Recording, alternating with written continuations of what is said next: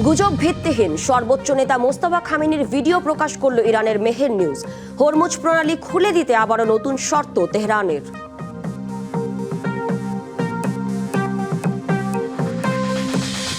Donald ট্রাম্পের গাজা শান্তি পরিকল্পনার 15 দফা প্রস্তাব প্রত্যাখ্যান ইসরায়েলের। গাজায় বিধ্বস্ত ভবনের নিচ থেকে 19 মরদেহ উদ্ধার।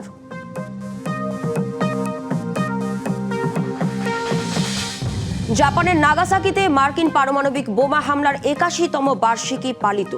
পরমাণু অস্ত্রমুক্ত বিশ্ব গড়ার অঙ্গীকার সানায়ে তাকাইচির।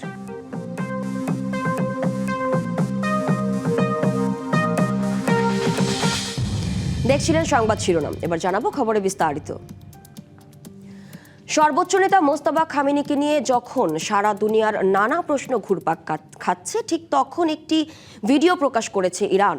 শনিবার তার একটি ভিডিও প্রকাশ করেছে দেশটির একটি আধা সরকারি সংবাদ সংস্থা। এতে আরও কয়েকজন মানুষকে মোস্তফার পাশে বসে কথা বলতে দেখা গেলেও তাদের কারো পরিচয় প্রকাশ করা হয়নি।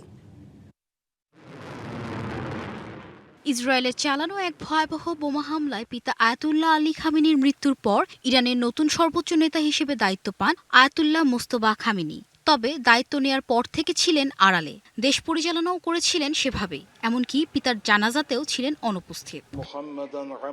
তবে ওই জানাজার আগে থেকেই বিশ্বজুড়ে গুঞ্জন ছিল তিনি হয়তো আর জীবিত নেই। যে বোমা হামলায় পিতা নিহত হন, সেই হামলাতেই হয়তো মারা গেছেন মোস্তফা, এমন খবর দেওয়া হয় বহু পশ্চিমা গণমাধ্যমে। কোথাও কোথাও আবার বলা হচ্ছিল মারা না গেলেও গুরুতর আহত হন তিনি। এমন গুঞ্জনের মধ্যে মোস্তফা খামেনির একটি ভিডিও প্রকাশ করেছে ইরান। শনিবার ভিডিওটি প্রকাশ করে দেশটির আধা সরকারি সংবাদ সংস্থা মেহের নিউজ এজেন্সি। এতে দেখা যায় কয়েকজনের সাথে কথা বলছেন মোস্তফা। তবে ভিডিওটি কখন বা কোথায় ধারণ করা হয়েছে তা নিয়ে বিস্তারিত কিছু জানানো হয়নি। তবে ভিডিওতে তাকে সুস্থ ও স্বাভাবিক অবস্থায় দেখা যায়। যদিও কয়েকদিন আগে এক সাক্ষাৎকারে ইরানের প্রেসিডেন্ট মাসুদ পেজেশকিয়ান বলেছিলেন, নতুন সর্বোচ্চ নেতার সাথে যোগাযোগ করা অত্যন্ত কঠিন। প্রেসিডেন্টের এমন বক্তব্যের পর মোস্তফা খামেনির ভিডিওটি সামনে আসায় তার শারীরিক অবস্থা ও কর্মকাণ্ড নিয়ে বিশ্বজুড়ে আবারও নতুন করে শুরু হয়েছে আলোচনা। Rahnuma Fermin, DBC news desk. Hormuz প্রণালী খুলে দিতে আবারও নতুন শর্ত দিয়েছে ইরান। দেশটির সুপ্রিম ন্যাশনাল সিকিউরিটি কাউন্সিলের সচিব মোহাম্মদ বাঘেই জানান, যুক্তরাষ্ট্র যুদ্ধের পূর্ণ ক্ষতিপূরণ দিলে এবং ইরানের ওপর থেকে সব ধরনের নৌ অবরোধ প্রত্যাহার করলেই খুলে দেওয়া হবে প্রণালীটি। এদিকে ইরান ও ওমানের মধ্যে নতুন একটি নৌপথ চালুর বিষয়ে আলোচনা চলছে। বিশ্বের জ্বালানি সরবরাহের অন্যতম গুরুত্বপূর্ণ পথ হরমুজ প্রণালী। ইরান যুক্তরাষ্ট্র যুদ্ধের কারণে এই পথ এখন বড় চাপের মুখে। তবে এর বিকল্প হিসেবে ইরান ও ওমানের মধ্যে নতুন একটি নৌপথ চালুর বিষয়ে আলোচনা চলছে। ইরানের পররাষ্ট্রমন্ত্রী আব্বাস আরাকচি বলেছেন, দুই দেশ সমঝোতার খুব কাছাকাছি।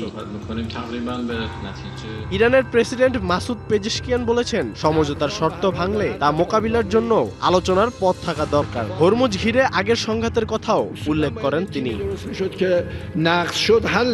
ইরানের বিপ্লবী গার্ড আইআরজিসি বলছে, হরমুজ খোলার সিদ্ধান্ত আলাদা প্রক্রিয়ায় হবে। আইআরজিসির মুখপাত্র হোসেন মোহিব্বি বলেন, হরমুজ খোলা নির্ভর করবে ইরানের শর্তের উপর, আর সেই শর্ত কতটা যুক্তরাষ্ট্র মেনে নেয় তার উপরও নির্ভর করবে সিদ্ধান্ত। হরমুজ প্রণালী পুনরায় খোলার নিজস্ব প্রক্রিয়া রয়েছে। এটি ইরান ও ওমানের আলোচনার সঙ্গে সরাসরি যুক্ত নয়। যুক্তরাষ্ট্র ইরানের শর্ত কতটা মেনে নেয় তার উপর হরমুজ খোলার সিদ্ধান্ত নির্ভর করবে।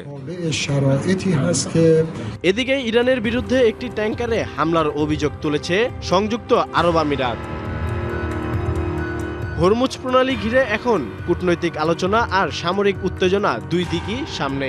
ওমানের সঙ্গে সমঝোতা কতটা কার্যকর হয় আর যুক্তরাষ্ট্র ইরানের শর্ত মানে কিনা তার উপরই নির্ভর করছে বিশ্বের অন্যতম গুরুত্বপূর্ণ এই নৌপথের ভবিষ্যৎ।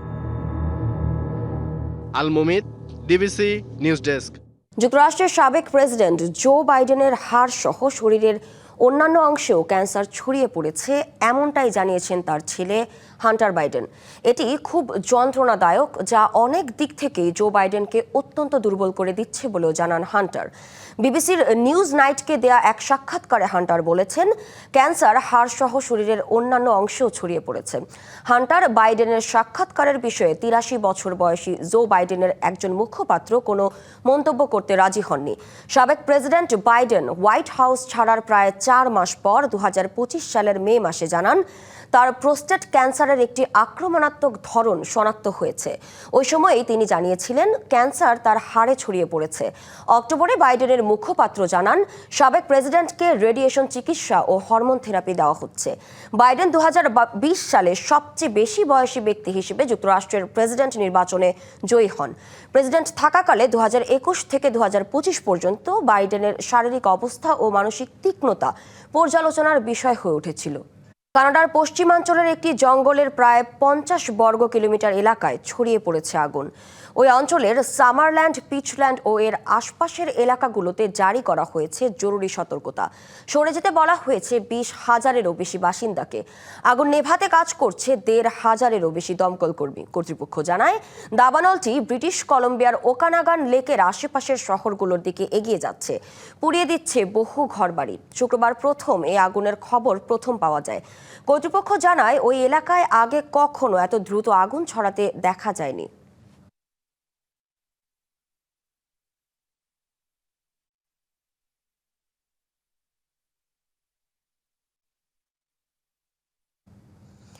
জাপানের নাগাসাকিতে পালিত হয়েছে মার্কিন পারমাণবিক বোমা হামলার 81তম বার্ষিকী।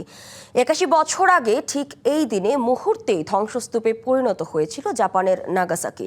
দিবসটি উপলক্ষে আয়োজিত অনুষ্ঠানে পারমাণবিক অস্ত্রমুক্ত বিশ্বের লক্ষ্যে প্রচেষ্টা অব্যাহত থাকবে বলে মন্তব্য করেন জাপানের প্রধানমন্ত্রী সানায়ে তাকাইচি।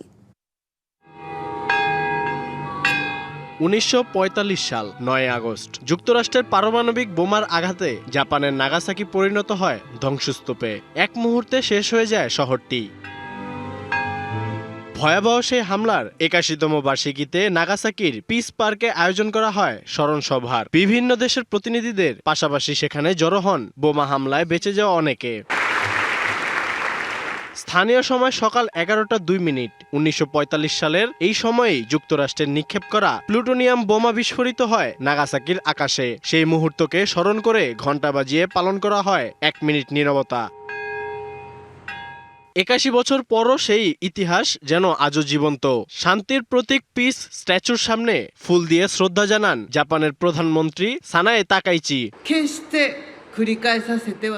পারমাণবিক বোমায় নিহতদের আত্মার প্রতি গভীর শ্রদ্ধা জানাই। হিরোশিমা ও নাগাসাকির মতো ধ্বংসযজ্ঞ আর কখনোই ঘটতে দেয়া যাবে না। পারমাণবিক অস্ত্রমুক্ত বিশ্বের লক্ষ্যে জাপান তার প্রচেষ্টা অব্যাহত রাখবে। বিশ্বের 90টিরও বেশি দেশের প্রতিনিধি ছিলেন এবারের স্মরণ সভায়। অনুষ্ঠানে উপস্থিত হয়ে পারমাণবিক অস্ত্রের বিরুদ্ধে কঠোর বার্তা দেন নাগাসাকির মেয়র শিরো সুজুকি। পারমাণবিক প্রতিরোধের ওপর যত বেশি নির্ভরতা বাড়বে, পারমাণবিক যুদ্ধের ঝুঁকিও তত বাড়বে। জাপান সরকারের উচিত পারমাণবিক অস্ত্র নিষিদ্ধকরণ চুক্তির প্রথম পর্যালোচনা সম্মেলনে অংশ নেয়া এবং নিরস্ত্রীকরণে ঐতিহাসিক দায়িত্ব পালন করা। ইতিহাসের সেই ভয়াবহ দিনের পর পেরিয়ে গেছে 8 দশকেরও বেশি সময়। এখনো পুরোপুরি শান্তি ফেরেনি বিশ্বে। বিভিন্ন দেশে চলমান যুদ্ধে অস্ত্রের ঝনঝনানি দ্রুত বন্ধ হোক, এমনটাই প্রত্যাশা নাগাসাকিতে শ্রদ্ধা জানাতে আসা বিভিন্ন দেশের প্রতিনিধিদের। আলমুমিদ, ডিবিসি নিউজ ডেস্ক। ইউরোপে প্রবেশের লক্ষ্য নিয়ে গত সপ্তাহে সমুদ্র পাড়ি দিয়ে সেউতায় ভিড় করা অভিবাসন প্রত্যাশীদের বেশিরভাগ ফিরে গেলেও এখনও রয়ে গেছেন অনেকে, যাদের বেশিরভাগই অভিভাবকহীন, অপ্রাপ্তবয়স্ক ও অন্তঃসত্ত্বা। আশ্রয়কেন্দ্রগুলোতে ঠাঁই না হওয়ায় খোলা আকাশের নিচে এমনকি কবরস্থানেও রাত কাটাচ্ছেন এসব মানুষ। ফলে ছিটমহল সেউতায় দেখা দিয়েছে চরম মানবিক সংকট। আর এত বিপুল সংখ্যক অভিবাসন প্রত্যাশীদের নিয়ে হিমশিম খাচ্ছে স্পেন কর্তৃপক্ষ। স্পেনে প্রবেশ করতে গত সপ্তাহে মরক্কো সীমান্ত পেরিয়ে সেউতায় প্রবেশ করে অন্তত 72,000 অভিবাসন প্রত্যাশী। তাদের বেশিরভাগই মরক্কোয় ফিরে গেলেও আটকা পড়েছে 1,000-এরও বেশি অভিভাবকহীন শিশু কিশোর। রয়েছেন বেশ কয়েকজন অন্তঃসত্ত্বাও। পরিস্থিতি এতটাই ভয়াবহ যে মাথা গোঁজার ঠাঁই না পেয়ে অনেক অভিবাসী স্থানীয় একটি কবরস্থানে আশ্রয় নিয়েছেন। গত সপ্তাহের এই সীমান্ত পারাপারের চেষ্টায় প্রাণ হারিয়েছেন অন্তত 75 জন। এত কষ্ট সহ্য করেও ইউরোপের উন্নত জীবনের আশায় বুক বেঁধে আছেন অনেকেই। আমরা এখানে অবৈধভাবে এসেছি ইউরোপে যাওয়ার আশায়। আমরা কাজ খুঁজে আমাদের বাবা মাকে সাহায্য করতে চাই। 1 সপ্তাহ ধরে আমরা এখানে কষ্ট করছি। আশা করি তারা আমাদের জন্য একটা সমাধান বের করবে। এদিকে ধারণ ক্ষমতার অতিরিক্ত মানুষ চলে আসায় ছিটমহলটিতে তৈরি হয়েছে চরম মানবিক সংকট। তাই বাধ্য হয়ে শিশু ও অন্তঃসত্ত্বাদের পাশে দাঁড়িয়েছেন স্থানীয় বাসিন্দা এবং এনজিও হিউম্যানিটেরিয়ানস উইদাউট বর্ডার্স। এখানে অনেক অন্তঃসত্ত্বা এবং অভিভাবকহীন অপ্রাপ্তবয়স্ক মেয়েরা রাস্তায় ঘুরে বেড়াচ্ছে। আমরা চেষ্টা করছি তাদের যত্ন নিতে, তাদের কথা শুনতে এবং সমাধান বের করতে। 2025 সালে স্পেনের সংশোধিত অভিবাসন আইন অনুযায়ী তথ্য নিবন্ধনের কাজ শেষ হওয়ার 15 দিনের মধ্যে এসব অভিভাবকহীন শিশুদের স্পেনের অন্যান্য আশ্রয় কেন্দ্রে স্থানান্তর করতে হবে। এর মধ্যেই এই অভিবাসীদের স্পেনের মূল ভূখণ্ডে পাঠানোর চেষ্টা চালাচ্ছে স্থানীয় কর্তৃপক্ষ। তবে চূড়ান্ত সমাধান না আসা পর্যন্ত সেওতায় এই মানবিক সংকট দীর্ঘায়িত হওয়ারই আশঙ্কা রয়েছে। সামিউল ইসলাম, ডিবিসি নিউজ ডেস্ক। কলম্বিয়ায় আবেলার্দো দে লা এসপ্রিয়েলা নতুন প্রেসিডেন্ট হিসেবে দায়িত্ব নেওয়ার প্রথম দিনেই বিভিন্ন স্থানে বোমা হামলা হয়েছে। শনিবার বোমা হামলায় এক পুলিশ কর্মকর্তা নিহত এবং কয়েকজন আহত হয়েছেন। সামাজিক যোগাযোগ মাধ্যমে দেয়া পোস্টে বোমা হামলার নিন্দা জানিয়ে প্রেসিডেন্ট দে লা এসপ্রিয়েল বলেন, দেশের অবকাঠামোয় হামলার অর্থ দেশের অগ্রগতির উপর হামলা। যারা এর জন্য দায়ী তাদের কোনো আশ্রয় বা ছাড় দেওয়া হবে না। জড়িতদের দ্রুত শাস্তির আওতায় আনার অঙ্গীকারও করেন নতুন প্রেসিডেন্ট। দেশটির সেনাবাহিনী জানিয়েছে, ফার্ক গেরিলা গোষ্ঠীর সদস্যরা শনিবার ভোরে ক্যালির কাছে একটি মহাসড়কের টোল বুথ বিস্ফোরক দিয়ে উড়িয়ে দিলে হতাহতের ঘটনা ঘটে। ট্রাম্প সমর্থিত কট্টর ডানপন্থী নেতা এসপ্রিয়েলা গেল শুক্রবার দক্ষিণ পশ্চিমাঞ্চলীয় শহর ক্যালিতে শপথ নেন। কোনো আপোষ ছাড়াই মাদক সন্ত্রাস দমন এবং সশস্ত্র গোষ্ঠীগুলোর সঙ্গে শান্তি আলোচনা বন্ধ করার প্রতিশ্রুতি দেন। তুরস্ক ও পাকিস্তানের সঙ্গে যৌথ প্রতিরক্ষা চুক্তি সইয়ের একদিন পরই সৌদি আরবের একটি তেল স্থাপনায় ড্রোন হামলার দাবি করেছে ইয়েমেনের হুথি বিদ্রোহীরা। জিজান ও জুবাইল অঞ্চলে জুবাইল ইন্ডাস্ট্রিয়াল সিটির একটি গ্যাস স্থাপনায় হামলার পর আগুন ধরে যায়। তুর্কি সংবাদ মাধ্যম আনাদোলু এজেন্সি জানিয়েছে, হামলার পর সেখানে আগুন ধরে গেলেও তা নিয়ন্ত্রণে আনা হয়েছে এবং এই ঘটনায় কেউ আহত হয়নি। জুবাইল এলাকায় শক্তিশালী বিস্ফোরণের শব্দ শোনা গেছে। স্থানীয় গণমাধ্যম জানিয়েছে, জুবাইল ইন্ডাস্ট্রিয়াল সিটির গ্যাস স্থাপনাগুলো লক্ষ্যবস্তু করা হয়েছিল। এরপর সেখানে আগুন ছড়িয়ে পড়ে। তবে ঘটনার ধরন, ক্ষয়ক্ষতির পরিমাণ কিংবা হতাহতের বিষয়ে বিস্তারিত কিছুই জানা যায়নি। সৌদি আরবের জ্বালানি মন্ত্রণালয় জানিয়েছে, জিজানে সৌদি আরামকোর একটি শোধনাগার সংশ্লিষ্ট স্থাপনায় আগুন লেগেছে। তবে আগুনের কারণ সম্পর্কে মন্ত্রণালয় কোনো তথ্য দেয়নি। ব্রাজিলের রিও ডি জেনেরিওতে একটি হেলিকপ্টার বিধ্বস্ত হয়ে 4 জন নিহত হয়েছেন। শনিবার শহরের ভিস্তা চিনেসাই ভিউ পয়েন্টের কাছের একটি বনাঞ্চলে এই দুর্ঘটনা ঘটে। ফায়ার সার্ভিসের কর্মকর্তারা জানান, ঘটনাস্থলে পৌঁছে 4টি মরদেহ উদ্ধার করেন তারা। নিহতদের মধ্যে একজন পুরুষ পাইলট ও 3 জন নারী যাত্রী ছিলেন। স্থানীয় গণমাধ্যম জানায়, নিহত 3 জন কলম্বিয়ার পর্যটক।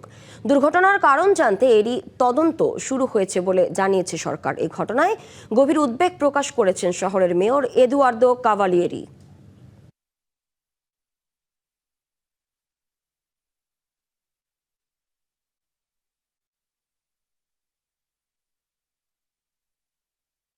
রং বেরঙের সাজে হাজারো মানুষের পদচারণায় মুখর হয়ে উঠেছে চেক প্রজাতন্ত্রের রাজধানী প্রাগ। শহর জুড়ে অনুষ্ঠিত হয় বার্ষিক প্রাগ প্রাইড মার্চ। এবারের আয়োজনে অংশ নেন অন্তত 45,000 মানুষ। নিরাপত্তার দায়িত্বে মোতায়েন ছিল বিপুল সংখ্যক পুলিশ সদস্য। শনিবারের চেক প্রজাতন্ত্রের রাজধানী প্রাগ হয়ে ওঠে এক টুকরো রঙিন ক্যানভাস। রং বেরঙের পোশাক, মুখে উজ্জ্বল রং আর হাতে নানা স্লোগানের ব্যানার। এভাবেই প্রাগের রাস্তায় জড়ো হন হাজারো মানুষ। কারো ব্যানারে ছিল কম বিচার, বেশি ভালোবাসা এমন বার্তাও। স্থানীয়দের পাশাপাশি শোভাযাত্রায় অংশ নেন বিদেশিরাও। শোভাযাত্রা শুরু আগে ওয়েলসল্যান্ডস স্কোয়ারে ছিল নাচ গান আর উৎসবের আমেজ। তবে আনন্দের এই আয়োজনের মাঝেও ছিল শোকের আবহ। বার্লিনের সমজাতীয় এক আয়োজনে জুলাইয়ের হামলায় নিহতদের স্মরণে পালন করা হয় 1 মিনিট নীরবতা। প্রাইড উইকেন্ডে আমাদের সবার উপস্থিত হওয়া এবং নিজেদের প্রতিনিধিত্ব করা খুবই গুরুত্বপূর্ণ। নিয়মিত বাইরে আসা, নিজেদের পরিচয় নিয়ে সামনে দাঁড়ানো, নিজেদের মতো করে বাঁচতে শেখা, এটা সত্যিই গুরুত্বপূর্ণ।